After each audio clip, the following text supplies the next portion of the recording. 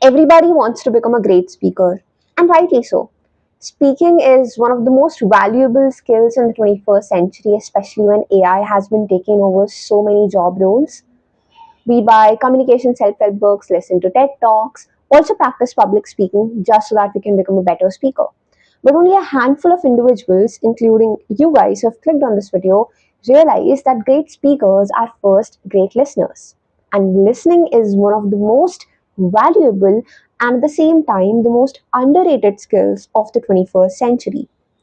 By the end of this video, I cannot promise you guys that you will become great listeners out of nowhere, but I believe that the things that you'll get to learn if you watch this video till the very end, you can incorporate them, some of these exercises, some of these practices in your daily life so that you can see certain improvements in the way you used to listen before and how your listening has improved, and you will see the results in the way you speak as well.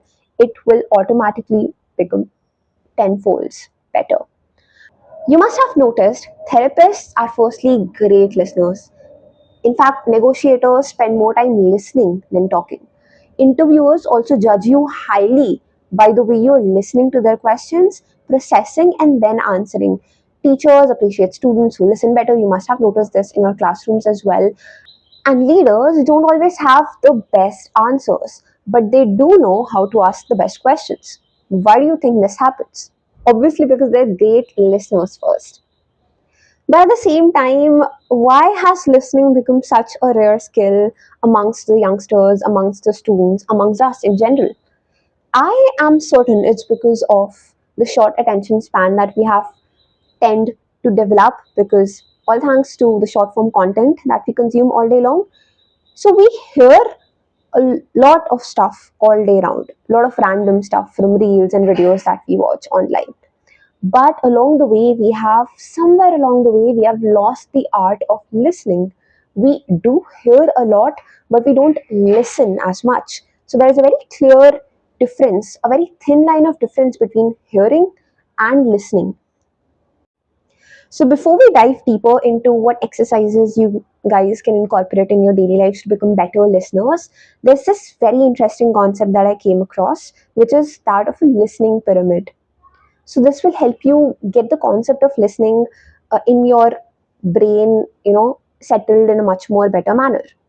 So as per the listening pyramid, we have four levels in order to become great listeners. Think of it as climbing a mountain. So with each step that you take towards getting to the top of the mountain, it becomes difficult, but at the same time you get a very better view and understanding of things around you, of the scenery around you. Similarly, with each level that you will be unlocking, you'll be able to understand and you will be able to listen what others are saying in a much better manner. The first level is hearing. Now hearing is purely a biological process. If you do not have any issues with your ears and you're not deaf, you'll be able to listen.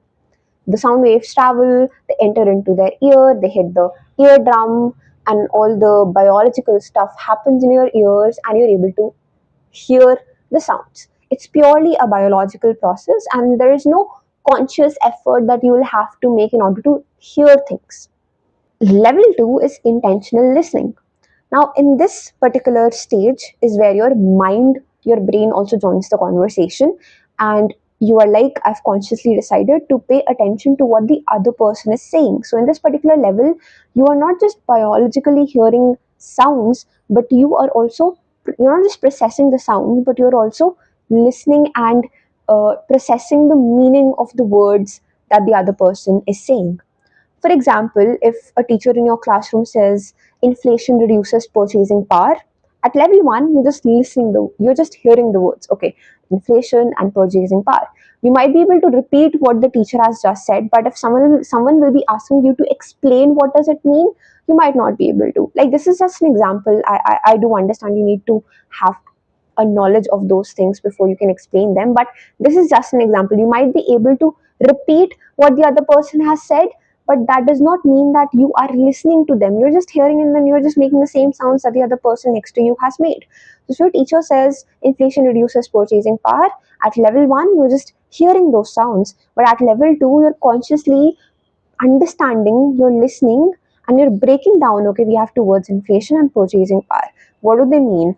How do they connect with each other? So you will be able to then understand the meaning of those words. That is when you're listening. Then you will be able to interpret. Okay, this means that if things get more expensive, but my income remains constant, I can buy fewer things. So at level 2, your brain consciously translates those sounds into some meaning, and you start making sense and start understanding what the other person has said. Now, where most of the people actually go wrong is they literally stop at the second level. But there's a third level: active listening. Here, conversations become more collaborative. You're not just listening and understanding what the other person is saying, but you're very actively becoming a participant, a part of that conversation, and making it more collaborative. This way, you can show to the other person that you are paying attention, and this way, the other person can also open up more to you about whatever they were talking about. So, how can you become an active listener, and how can you also show the other person that yes, you're actively listening? There are a few techniques that you can follow. First is paraphrasing. So, you can go like, if someone is explaining you something, so you can be like, okay, so is this what you mean? So, this way, it's paraphrasing. Then we have asking clarifying questions. Great listeners don't assume. Whenever you get the time, if you have certain doubts, clarify them. So, this way, there are no assumptions, and you and the speaker, they're on the same page. Asking follow-up questions, which again makes sure that the conversation is two-way and the other person is also being able to open up more. And non-verbal feedback is also a very crucial element of the entire communication process.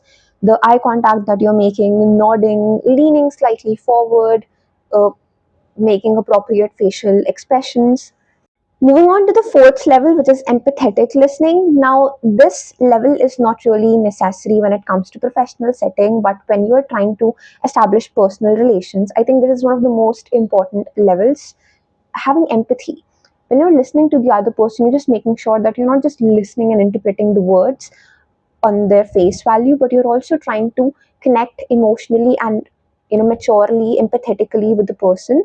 You're making a genuine effort to understand their perspective and where they're coming from, and just making sure that you're providing them with a safe space. So this is like a really important and a game changer level for most of the conversations that we have on a personal level. Now let's talk about some practical solutions and exercises that you can incorporate in your daily life to become better listeners. Number one, the 5 second rule. Even though it says the 5 second rule, it means that whenever someone has asked you a question, if you are in an interview setting or whenever you're conversating with someone, having a conversation with someone, just make sure that after the other person has seemingly stopped speaking, you wait for not exactly 5 seconds. It's known as the 5 seconds rule, but I believe anywhere between 3 to 5 seconds you can have a pause before you start speaking from your end. This is because oftentimes when it feels that the speaker has stopped speaking, and we immediately start speaking, but what actually happens is that if you give them a sort of a break to ourselves and to the conversation from anywhere between 3 to 5 seconds, most of the times the speaker, they start you know speaking more, and they start revealing more of their thoughts. If there is a pause, they might reveal more of their intentions as well. So interviewers use this technique, the psychologists use this technique. The next technique is the mirror technique. In this particular technique, when you are having a conversation with someone and someone says, for example, I've been really stressed. So what you do is you repeat the last few words that the speaker spoke, like really stressed. So this sort of encourages and sort of creates an environment where the speaker will most probably continue elaborating on what he was talking about. Now you have to be really smart when you're using this technique, and you cannot always keep on repeating the last two words. You will look like a fool. So you have to be very smart where to use this, how to use this, so that you can just make sure that the speaker opens up more. So that's the mirror technique, repeating and mirroring the last few words that the person spoke. Technique number three is summarize before responding. This is, I think, pretty much useful in certain settings, like if you are in, again, a professional setting, or sometimes even in personal settings. Whenever the speaker has stopped speaking, you can, before directly jumping onto your response, you can first of all start by summarizing what they said, so that you can just make sure that you're on the same page, and you can also give off the signal that you were listening very actively. Now, one of my most favorite exercises is the podcast technique. uh, Listen to any podcast of your choice, of your favorite topic, or any topic that you have been wanting to learn about for a really long time. Play that podcast. It does not have to be a really lumby chori podcast. It can also be a video podcast, or it can be a podcast from any audio app like Spotify. Anywhere between like a 10 to 15-minute podcast, you can start off with such short podcasts, and then without replaying the podcast after you've finished listening to it, take your diary and write three main ideas that were presented in the podcast, three facts that's mentioned in the podcast, and one question that you feel that you would want to ask to the persons who were engaged in that podcast. This forces you to listen better. At first, you will not be able to remember stuff. You might not be able to come up with what all ideas were presented in the podcast, and everything will seem so messed up. But trust me, if you continue doing this exercise, you'll become a much better listener within a week or two, and you'll notice it as well. Last exercise is very simple, and I think it's also not only useful for you to become better listeners, but also improve your lifestyle in general as well, because we have become so much attached to all the digital gadgets around us that we have stopped having natural conversations. So the last exercise is to have no phone conversations every day. At least make sure you're able to take out 10 to 15 minutes time of your daily schedule every day, and staying away from all the electronic gadgets and any sort of distraction. You just sit with perhaps a family member or perhaps a friend of yours, and you talk about certain thing. It can be anything personal, or it can be related to any topic that you just want to discuss about, political or anything related to your subjects, and have a good pure conversation around 10 to 15 minutes. All right, so keeping in mind all of these different exercises and the listening pyramid that I just talked about, that is hearing, then intentional listening, active listening, and empathetic listening, you will be able to improve your listening skills by several folds if you continue doing these exercises for a few weeks. Do let me know how you like this video and what would you like me to talk about in my next one.